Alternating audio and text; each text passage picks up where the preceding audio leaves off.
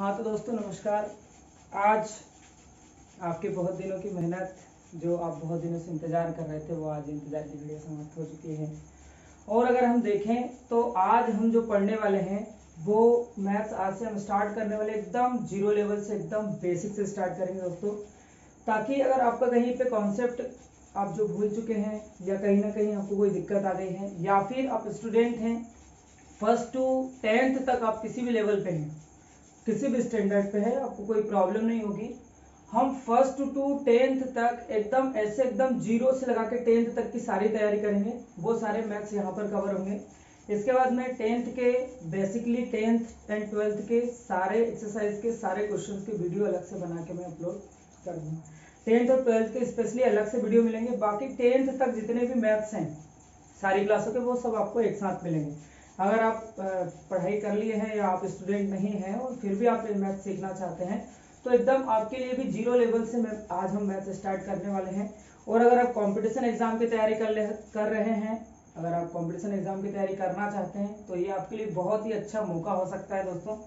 और हम ये जो मैथ्स पढ़ रहे हैं ये एकदम एकदम अगर देखें तो यूपीएससी लेवल का मैथ्स हम पढ़ेंगे दोस्तों। क्या पढ़ेंगे? ये एकदम यूपीएससी लेवल का, एकदम हाई लेवल का मैथ्स पढ़ने वाले हैं। तो आपको एकदम मजा आ जाएगा। मैथ्स आप जब पढ़ेंगे ना तो आपको ऐसा लगेगा कि हाँ भाई मैथ्स बहुत इजी सब्जेक्ट है, हम उसको बिना कारण ही ऐसे मतलब डिफिकल्ट सब्जेक्ट मानते थे। तो आज से आपकी सारी जो पूर्व अवधारणाएं हैं, पूर्ण जो भी आपकी पूर्व की जो भी समस्याएं हैं वो सारी आप समाप्त हो जाने वाली हैं।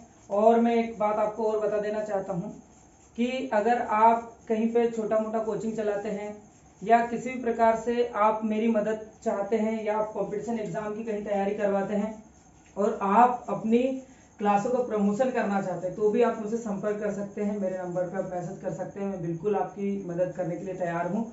आप जैसा बोलेंगे, क्योंकि शिक्षा विभाग से मैं चाहता हूँ कि इस विभाग से, ये एक ऐसा प्लेटफॉर्म है, शिक्षा विभाग या एजुकेशन एक ऐसा डिपार्टमेंट है या हम बोल सकते हैं कि ऐसा क्षेत्र है जिसमें मैं बिल्कुल लग के काम करना चाहता हूं। और अगर आपको मेरी आवश्यकता लगे तो आप बता सकते हैं बिल्कुल। इसके अलावा भी अगर आपको कोई प्रॉब्लम हो लाइफ को लेके, या आप किसी प्रकार से डिमोटिवेट फील करते हो या आपको मोटिवेशन की बहुत ज़रूरत रहती हो, या आप कहीं पे फंस जाते हैं कि आपको पता नहीं कि अब क्या करना चाहिए, कि अब ऐसी सिचुएशन बन गई है तो क्या करें, तब भी आप बिल्कुल मुझे मैसेज कर सकते हो, कॉल कर सकते हो, कोई दिक्कत नहीं, मैं आपकी मदद करूंगा।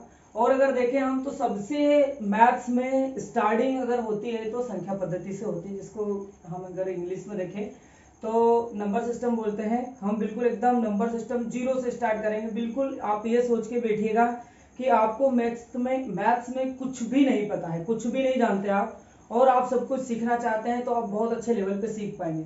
अगर हम देखें तो स्टार्टिंग में सबसे पहले हमको संख्याएं पढ़नी आनी चाहिए और लिखनी आनी चाहिए कि संख्याएं आखिरकार क्या है। तो मैंने एक एग्जांपल ले लिया है यहाँ पर एक संख्या का, जो कि क्या है 61487029 एक संख्या है। तो सबसे पहले हम क्या करेंगे, अगर इंडियन स्टैंडर्ड की बात करें, भारतीय पद्धति की बात करें, तो हम 1 इकाई, दहाई, सैकड़ा और उसके बाद कॉमा लगाते हैं, 1000 10 हजार, इसके बाद वापस से कॉमा लगाते हैं, लाख 10 लाख, और उसके बाद फिर वापस से हम कॉमा लगाते हैं। तो मैंने कॉमा भी लगा दिया है।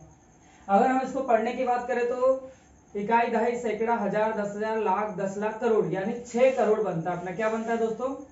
6 करोड़ बनता है। और इसके बाद होता है 14 लाख, इसके बाद होता है 87,000, और यहाँ पे है क्या 29। हम इसको आसानी से पढ़ सकते हैं, आसानी से लिख सकते हैं, बहुत ज्यादा आपको डिफिकल्टी नहीं होगी। आपने बहुत पढ़ा है, अगर आपने पहले भी पढ़ा है तो आपको रिमेम्बर हो गया होगा।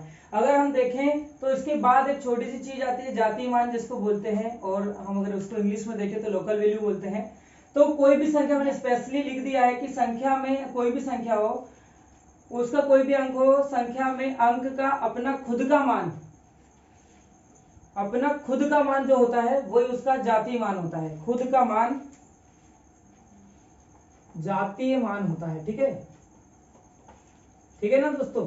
तो अगर आप देखेंगे तो उस संख्या में अंक का खुद का मान जो होता है वो उसका जातीय मान होता है। अगर हम देखें यहाँ पर हमारे पास संख्या है 63578, यानी 6 3 5 7 8 में अगर हम देखें 6 का जातीय मान, तो 6 का जातीय मान दोस्तों क्या होगा? 6 होगा। 5 का जातीय मान क्या होगा?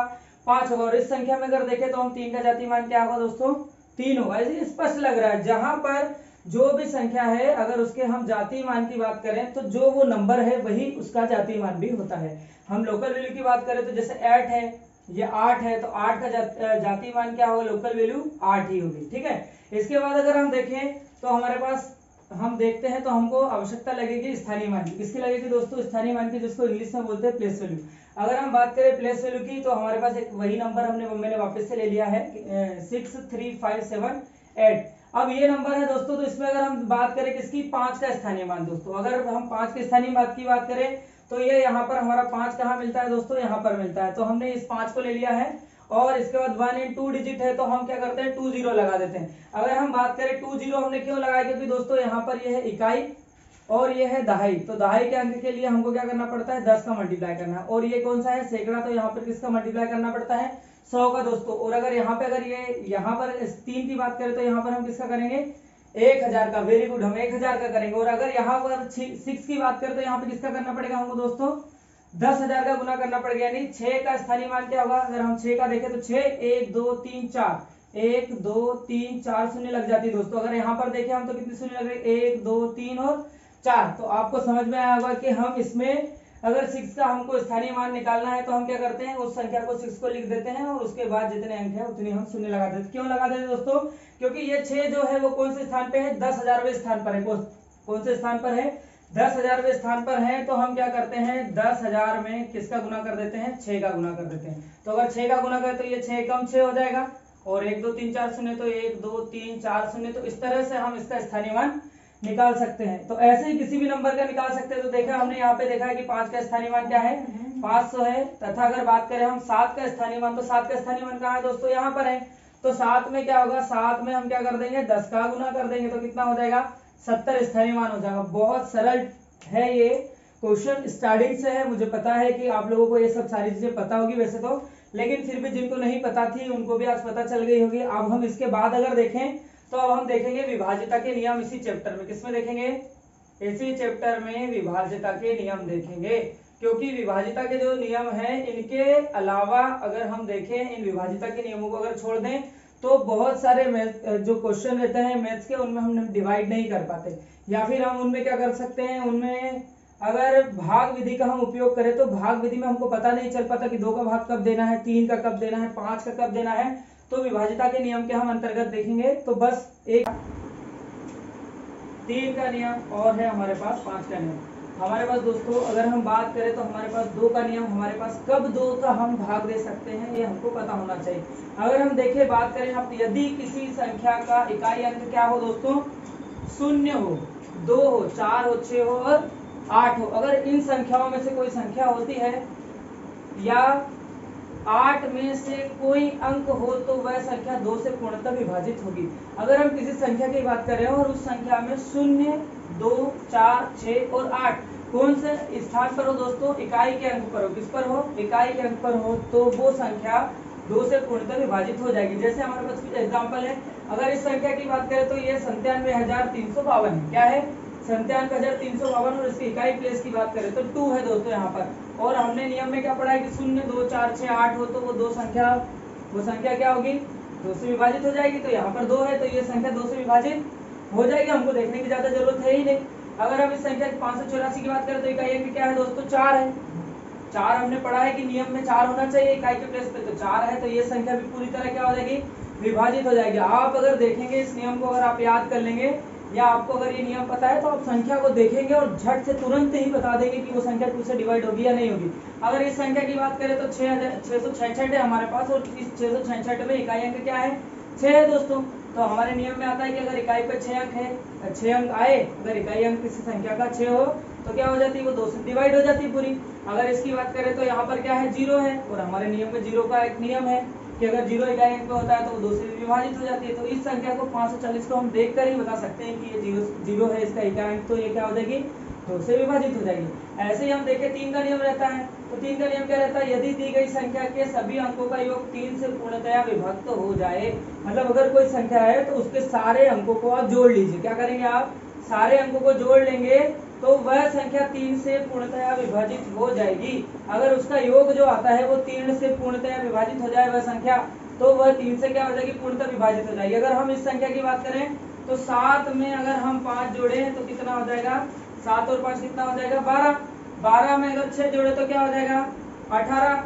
18 में अगर हम 8 जोड़े तो कितना हो जाएगा 26। 18 में अगर 8 जोड़े तो कितना हो जाएगा 26 हो जाएगा। और अगर 4 जोड़े तो कितना हो जाएगा 30 हो जाता है दोस्तों। और अगर 30 की बात करें तो 3 के पहाड़े में 30 आता है, या 3 से ये जो संख्या है 30 पूर्णतः विभाजित हो जाती है। अतः ये वाली जो संख्या है ये भी 3 से पूर्णतः विभाजित हो जाएगी। आप एक बार और, अगर आपको दिक्कत हो तो आप एक बार और कंफर्म कर सकते हैं। 7 में अगर 5 जोड़ेंगे तो 12, 12 में 6 जोड़ेंगे तो कितने हो जाएंगे 18, 18 में अगर आप 8 जोड़ते हैं तो कितने हो जाएंगे 26, 26 में 4 जोड़ेंगे तो कितने हो जाएंगे 30। तो 30 हमारी संख्या जो है वो 3 से डिवाइड हो जाती है, मतलब ये वाली पूरी संख्या भी 3 से क्या हो जाएगी विभाजित हो जाएगी 3 से। समझ में आ रहा होगा आपको। अगर देखें 5 का क्या नियम रहता है, तो 5 का नियम रहता है यदि कोई संख्या हमको दी गई है, उस संख्या का अगर इकाई अंक क्या हो, या तो 5 हो या फिर क्या हो 0 हो, तो वह संख्या भी क्या हो जाएगी पूर्ण से विभाजित हो जाएगी। अगर देखें हमारे पास 2 एग्जाम्पल भी हैं, यहाँ पे 86,735, तो इकाई अंक की बात करें तो क्या है दोस्तों 5 है। और अगर 5 है तो ये संख्या क्या हो जाएगी 5 से डिवाइड हो जाएगी। Very good. अगर हम देखें इस संख्या को देखें तो यहाँ पर भी इकाई अंक क्या है 0 है। और अगर इकाई अंक 0 है तो ये किससे डिवाइड हो जाएगी 5 से भी डिवाइड हो जाएगी। और अपना 2 के नियम में भी आता है तो ये संख्या 2 से भी डिवाइड हो जाएगी। पर अपने को तो अभी 5 का नियम देखना, तो 0 है इकाई अंक, मतलब 5 से क्या हो जाएगी ये डिवाइड हो जाएगी। अब अगर बात करें तो इसके आगे किसका नियम आएगा 7 का आएगा। तो 7, 9, 10, 11, 13, 15 इनके नियम हम देखेंगे अगले वीडियो में, क्योंकि ये वीडियो बहुत लंबा हो जाएगा। आप इस वीडियो को देखिए, बार बार देखिए, सारी चीज़ों को याद कर लीजिए, सारे कॉन्सेप्ट समझ लीजिए। और मैं गारंटी लेता हूँ कि इन सब चीज़ों को देखने के बाद संख्या पद्धति आपके लिए ऐसा हो जाएगा कि आप बोलेंगे वाह सर मज़ा आ गया। तो आप विभाजिता के नियम याद कर लीजिए। अगर आप कोई कोचिंग क्लासेस चलाते हैं और आप अगर मेरी हेल्प चाहते हैं या किसी भी प्रकार के आपके व्यवसाय का अगर आप प्रमोशन करवाना चाहते हैं तो आप मुझे बिल्कुल मैसेज कर सकते हैं, मुझे कॉल कर सकते हैं और मुझे बता सकते हैं। तो मैं उसके लिए आपकी मदद के लिए बिल्कुल तैयार हूँ दोस्तों। तो धन्यवाद, आज के लिए इतना ही, बाकी देखेंगे हम नेक्स्ट वीडियो में।